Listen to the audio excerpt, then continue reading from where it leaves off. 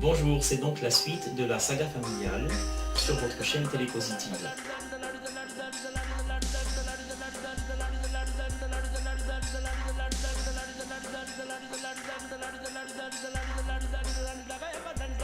Donc tout ce qu'on vit aujourd'hui, tout ce qu'on traite et qu'on ne traite pas, les choses qu'on fait vont avoir des conséquences, qu'on ne fait pas pour régler certains problèmes, vont avoir des conséquences sur nos enfants, leurs enfants et les enfants de leurs enfants, ainsi de suite. Absolument. Alors il faut tout le temps vivre avec régulièrement le recul de penser aux générations futures.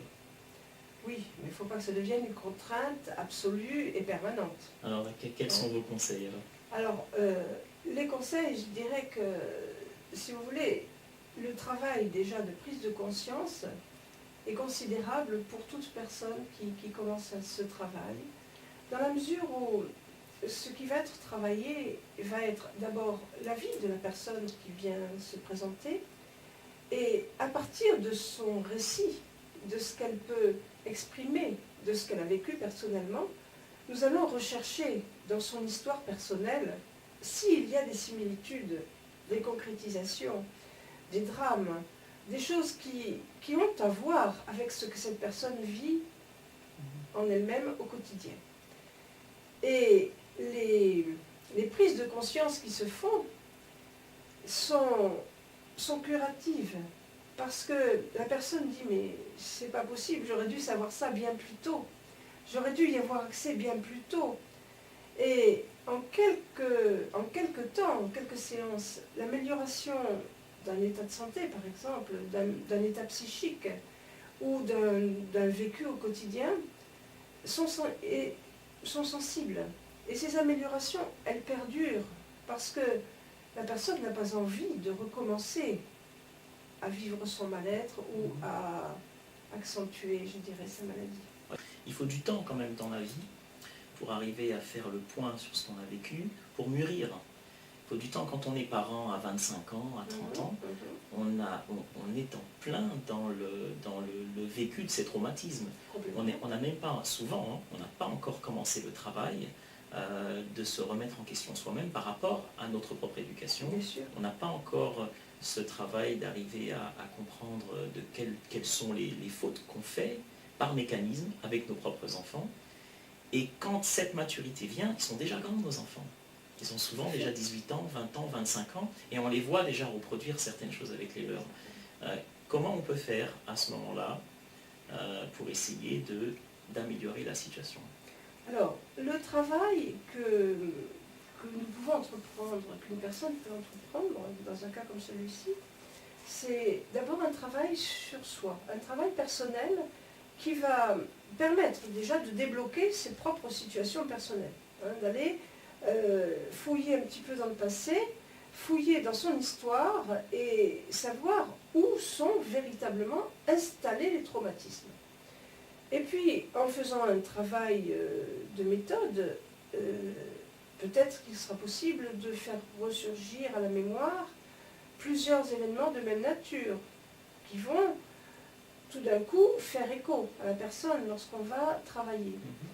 Et on peut faire écho sur ces mémoires pendant un certain temps.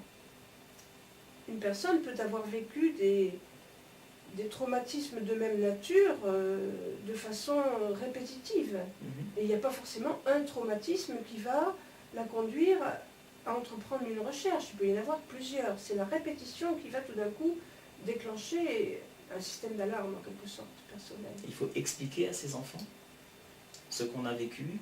Alors, dans un premier temps, le fait de travailler soi-même, c'est un travail énergétique, un travail de dialogue, un travail d'explication avec la personne qui vient me voir. Et j'explique énormément les relations, les liens entre les événements, si vous voulez. Parce que une personne a beaucoup de mal à se synthétiser personnellement.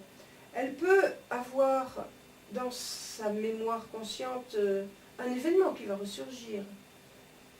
Et puis, à l'expression de cet événement, je me rends bien compte que c'est pas suffisant.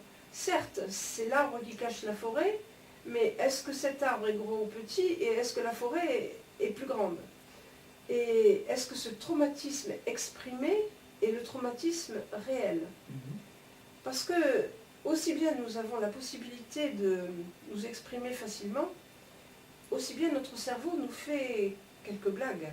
Et quand un traumatisme est un peu fort, un peu violent, bien notre cerveau l'oublie, comme par hasard. Et il le cache en quelque sorte.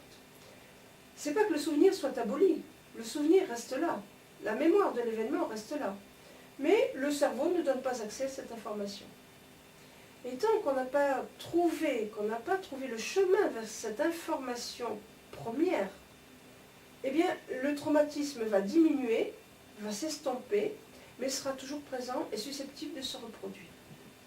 Une fois que le choc premier est identifié, il est possible d'entrer dans une déprogrammation de la cellule. Autrement dit, de donner à la cellule une information différente dont elle va s'approprier le contenu et qui va lui permettre de faire la transmutation, la transformation de la personne. Mais ça se fait tout seul. Dès que le traumatisme est enlevé, c'est comme si le vide posé par le traumatisme qui était là dans la cellule, si vous voulez, on le fait partir. Ça donne un vide. Mais la cellule va se réinformer toute seule. Alors de quelle manière est-ce qu'en se soignant soi-même, on soigne ses proches? Alors, lorsque nous faisons ce travail pour nous-mêmes, eh bien, c'est un travail énergétique, comme je disais tout à l'heure. C'est-à-dire que lorsque nous nous guérissons nous-mêmes, lorsque nous améliorons notre état personnel, nous améliorons instantanément l'état de nos ascendants, de nos descendants et de nos collatéraux. Instantanément. Les ascendants, les descendants et les collatéraux. Instantanément.